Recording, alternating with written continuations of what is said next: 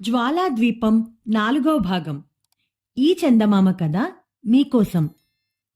పౌరులు చిత్రసేనుడితో ఉగ్రాక్షుడు తమ పశువులను మనుషులను ఎత్తుకుపోతున్నట్లు చెప్పారు. చిత్రసేనుడు ఉగ్రాక్షుడి కోటకు వెళ్ళాడు. రాజ్యంలో పశువులను మనుషులను ఎత్తుకుపోతున్నది జ్వాలాద్వీపం నుంచి వస్తున్న భయంకర మనుషులని ఉగ్రాక్షుడు అన్నాడు. వాళ్ళని చూపుతానని అతడు చిత్రసేనుడికి మాట ఇచ్చాడు. తరువాత ఉగ్రాక్షుడు చిత్రసేనుణ్ణి, అతడి వెంట వచ్చిన పరివారాన్ని, భటులను వెంటపెట్టుకుని వారికి తన కోటలోని వెలలేని రత్నరాశులను, వెండి బంగారాలను చూపించాడు.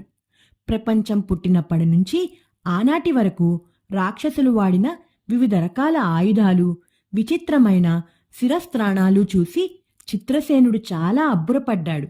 కాని అతన్ని అన్నిటికన్నా ఆశ్చర్యపరిచింది రాక్షసుడి కోటలో ఉన్న ధనరాశులు. ఉగ్రాక్ష, రాక్షసులైన మీకు ఈ ధనకనకాలతో ఏం పని అని అడిగాడు చిత్రసేనుడు. ఈ ప్రశ్న వింటూనే ఉగ్రాక్షుడు పెద్దగా నవ్వి, ఏనాటికైనా మా రాక్షస జాతి నాగరికులై మీలాగా వర్తక వ్యాపారాలు, వ్యవసాయ పనులు చేయదలిస్తే వీటిని ఉపయోగించుకుంటారు. అదొక్కటే కాక మరో 18 ఏళ్లకు సంభవించనున్న ఒకానొక ముఖ్య సంఘటనను మనసులో ఉంచుకుని కూడా ఈ ధనకనకాలను కోటలో భద్రపరిచాను అన్నాడు. 18 ఏళ్ల తర్వాతి ముఖ్య సంఘటన అంటూ ఉగ్రాక్షుడు మాట్లాడగానే చిత్రసేనుడికి ఇందులో ఏదో మోసం ఉన్నదన్న అనుమానం కలిగింది. అయినా తన అనుమానాన్ని రాక్షసుడు పసిగట్టేలా ప్రవర్తించటం మంచిది కాదు. తను 18 ఏళ్ల తర్వాతో ఎప్పుడో నిజంగా తన కొడుకును అతడి వరం చేస్తానని వాడు నమ్మితే నమ్మని అనుకున్నాడతడు.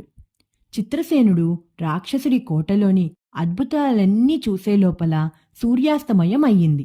ఉగ్రాక్షుడు తన అతిథికి, అతడి అనుచరులకు గొప్ప విందు చేశాడు. విందు మధ్యలో ఉగ్రాక్షుడి సేవకుడకుడు యజమాని దగ్గరకు వచ్చి, ప్రభో, జ్వాలాద్వీపవాసులు ఎక్కి వచ్చే భయంకర పక్షి ఒకటి కుంభీకుప్ప ప్రాంతంలో కనిపించింది.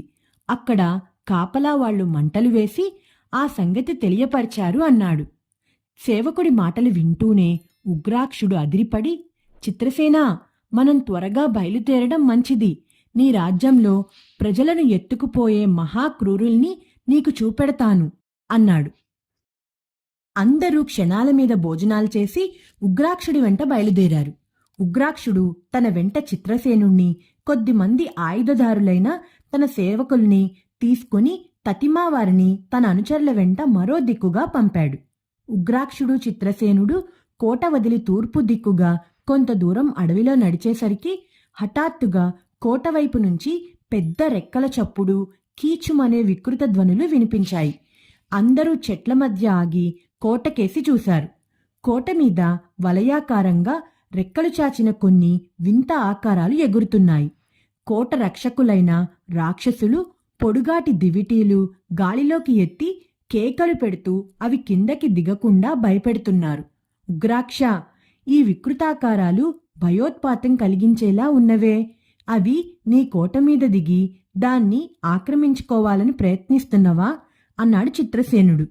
జ్వాలాద్వీపవాసులు అలాంటి ప్రయత్నం లోగడ 1-2 సార్లు చేశారు.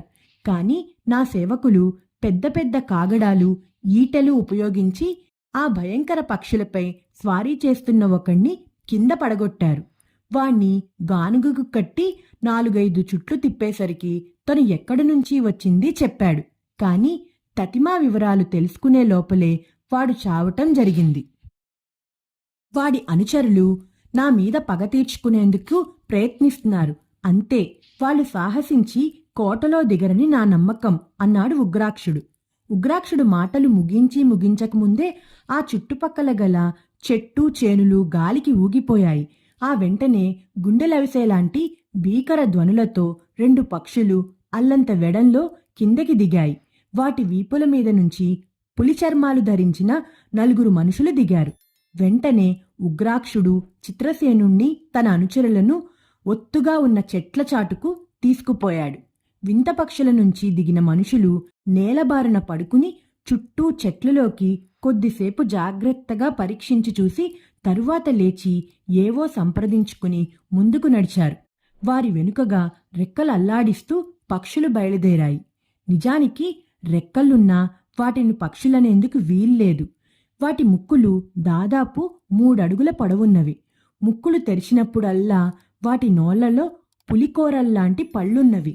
శరీరం మీద ఎక్కడా ఈకలు లేవు. జంతువులకున్నట్టు వాటికి చిన్న తోక ఒకటి ఉన్నది. అవి పక్షులలాగే 2 కాళ్ల మీద కొంచెం ముందుకు వంగి నడుస్తున్నవి. వాటి ఎత్తు 7-8 అడుగులుంటుంది. నిజమైన ప్రమాదం ఆ పులిచర్మంగాళ్ల నుంచి కాదు, ఈ వింత పక్షుల నుంచి. అవి వాళ్ళకి వాహనాలుగాను రక్షకులుగాను పనిచేస్తాయి. ఎవరైనా ఆ క్రూరుల్ని ఎదుర్కొంటే ముందుగా వచ్చి మీద పడేవి ఈ పక్షులు. రకరకాల ఈలలతో వాటిని తమ శత్రువుల మీదకి ఆ పులిరాయిళ్లు ఉసికొల్పుతారు. నా సేవకుల్లో కొందర్ని ఈ పక్షులు తమ ముక్కుల్తో కాలి గోళ్లతో చీల్చి ముక్కలు ముక్కలుగా చేశాయి అన్నాడు ఉగ్రాక్షుడు. ఉగ్రాక్షుడు ఇలా మాట్లాడుతున్నంతలో వింత పక్షుల మీద నుంచి దిగినవాళ్లు మెల్లగా ఈలలు వేస్తూ చెట్లలోకి నడవసాగారు. పక్షులు రెండూ ఒకసారి ముక్కులు పైకెత్తి రెక్కలాడించి వాళ్ల వెనుకగా కదిలాయి. అదిగో ఆ కొండ పాదంలో ఉన్న గూడెంకేసే వీళ్ల ప్రయాణం. మరికొందరు నీ పౌరులు మాయమవబోతున్నారు అన్నాడు ఉగ్రాక్షుడు. అయితే మనం చూస్తూ ఊరుకోవలసిందేనా అన్నాడు చిత్రసేనుడు. ఆ, అంతకన్నా చేసేదేముంది? వాళ్ల వెంట ఆ భయంకర పక్షులుండగా మనం చేయగలిగిందేమీ లేదు. ఆ ద్వీపవాసులు ఒంటరిగా దొరికితే నా బొటనవేలుతో నొక్కి చూర్ణం చూర్ణం చేయగలను అన్నాడు ఉగ్రాక్షుడు కోపంగా. ఇంతలో ఉగ్రాక్షుడు చిత్రసేనుడు నిలబడి ఉన్న చెట్టు మీది నుంచి చెవులు గింగుర్లెత్తేలా గుడ్లగూబ ఒకటి అరిచింది. ఆ అరుపు వింటూనే పులిరాయిళ్లు చప్పున వెనుదిరిగారు. వాళ్ల చేతుల్లోని బరిసెలు చీకట్లో తలతలా మెరిశాయి. భయంకర పక్షులు కూడా పెద్దగా ముక్కులు తెరిచి వికృతంగా కూతపెట్టాయి. ఇక్కడెవరో ఉన్నట్టు వాళ్ళు పసిగట్టారు అన్నాడు ఉగ్రాక్షుడు. ఆ వెంటనే తన సేవకుల్ని దగ్గరికి పిలిచి రహస్యంగా ఏదో చెప్పాడు. వాళ్ళు 2 ముఠాలుగా చీలి వెళ్ళిపోయారు. మరుక్షణం భయంకర పక్షులు ముక్కులు సాచి ఉగ్రాక్షుడు చిత్రసేనుడు ఉన్న చోటుకి పరిగెత్తి రాసాగాయి. వాటి వెనుకగా పులిచర్మం ధరించిన వాళ్లు బరిసెలు ఊపుతూ ముందుకు దూకుతున్నారు. చిత్రసేనుడు కత్తి దూశాడు. ఉగ్రాక్షుడు దిక్కులు పిక్కటిల్లేలా రంకెవేసి తన చేతగల రాతిగద జులిపిస్తూ కుప్పించి ముందుకు దూకాడు. అతడు రాతిగదతో తలమీద బలంగా కొట్టేసరికి ఒక భయంకర పక్షి పక్కకు పడిపోయింది. కాని రెండోది అతడి కుడిభుజాన్ని కాళ్లతో గట్టిగా తన్నుతూ ముక్కుతో బలంగా తలమీద పొడిచింది. అదే క్షణాన ఉగ్రాక్షుడి సేవకులైన రాక్షసులు గుండెలెదిరేలా అరుస్తూ వెనుక నుంచి 2 ముఠాలుగా వచ్చి పులిచర్మాలు ధరించిన వాళ్ల మీద పడ్డారు. ఇదే అదనుగా చిత్రసేనుడు కూడా ముందుకు లంఘించి తన కత్తితో ఒక శత్రువును అడ్డంగా నరికాడు. ఆ తరువాత క్రూరాతి క్రూరమైన పోరు ప్రారంభమైంది. ఉగ్రాక్షుడు తనకు తగిలిన గాయాలను సరకు చేయక భీకరంగా రంకెలు వేస్తూ తన చేతగల రాతి గదతో భయంకర పక్షులను మోదసాగాడు. అవి అతడి దెబ్బలను తట్టుకుంటూ పక్కకు ఎగిరి అంతలోనే వచ్చి అతడి మీద కలబడసాగాయి. వాటి ముక్కుపోట్లకు కాలిగోళ్ల దెబ్బలకు ఒక్క ఉగ్రాక్షుడే కాక అతడి సేవకులు కూడా గురి అయ్యారు. కొందరు బాధతో అరుస్తూ కింద పడిపోయారు. చిత్రసేనుడు తన కత్తి దెబ్బకు ఒక శత్రువు కింద పడగానే తతిమా వాళ్ల మీదకు ఉరికాడు. వాళ్ళు తమ వరిసెలతో అతడి కత్తి నుంచి రక్షణ చేసుకుంటూ విచిత్రమైన ఈలలు వేస్తూ వెనక్కు తగ్గసాగారు.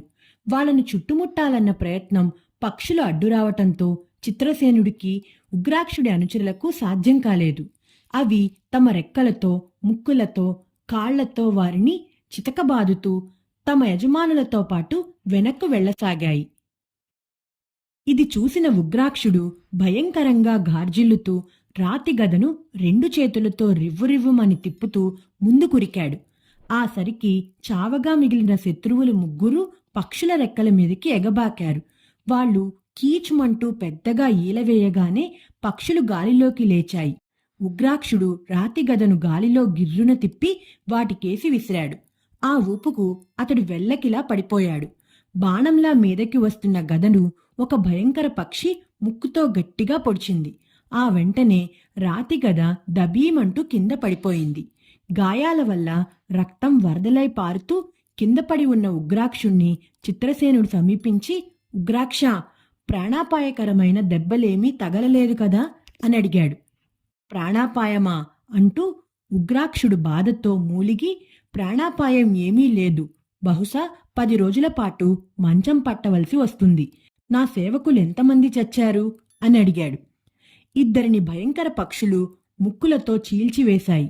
4 గాయాల బాధతో మూలుగుతున్నారు అంటూ సమీపానికి వస్తున్న రాక్షసులకేసి తిరిగి, శత్రువుల్లో ఒక్కడే కదా చచ్చింది అని అడిగాడు చిత్రసేనుడు. అవును రాజా అన్నారు వాళ్ళు. ఛీ, పిరికి పందల్లారా, ఇంతమంది రాక్షసి వీరులుండగా ఎక్కడి నుంచో వచ్చిన మానవ మాత్రులు మనల్ని చావ చితక్కొట్టడమా? ఛీ అంటూ ఉగ్రాక్షుడు లేవబోయాడు. అంతలో అతడి సేవకులు దగ్గరకు వచ్చి అతన్ని నడుము భుజాలు పట్టుకుని లేవనెత్తి నిలబెట్టారు. ఈ కథ మీకోసంలో ఈ కథ మీకు నచ్చిందా పిల్లలు? నచ్చినట్లయితే లైక్ చేయండి, షేర్ చేయండి, కామెంట్ చేయండి.